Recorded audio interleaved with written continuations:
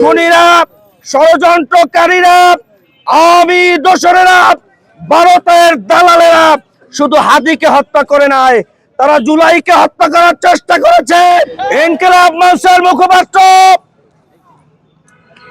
বাংলাদেশের সাধারণ মানুষের কণ্ঠস্বর জনাব শহীদ শরীফ ওসমান হাদি ইতিমধ্যে আল্লাহ তাকে সাড়া দিয়ে আমাদের ছেড়ে চলে গেছেন। আজকে সারা বাংলাদেশ আমরা দেশপ্রেমিক পিরোজপুরের সর্বস্তরের জনতা সেই হত্যাকাণ্ডের বিচারের দাবিতে এবং পূর্ণাঙ্গ রূপে ফ্যাসিবাদ মুক্ত বাংলাদেশ গড়ার লক্ষ্যে আজকে আবারও রাজপথে নেমে এসেছি।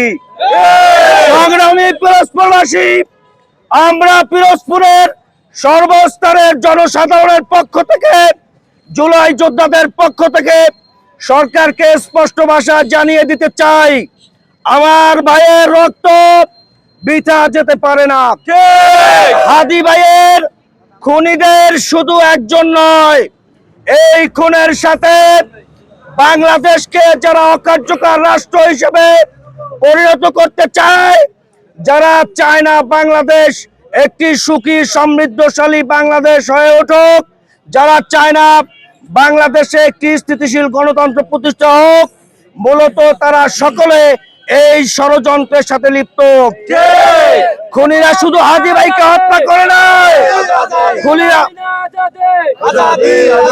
খুনিরা, ষড়যন্ত্রকারীরা, আওয়ামী দোসরেরা, ভারতের দালালেরা শুধু হাদিকে হত্যা করে নাই, তারা জুলাইকে হত্যা করার চেষ্টা করেছে।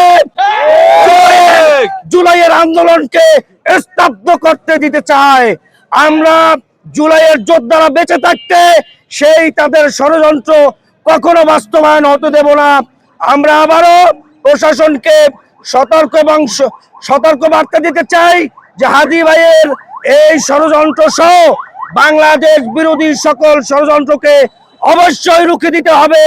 24-এর বাংলায় কোন প্রকার ফ্যাসিবাদের ঠাঁই হবে না। ইনকিলাব জিন্দাবাদ।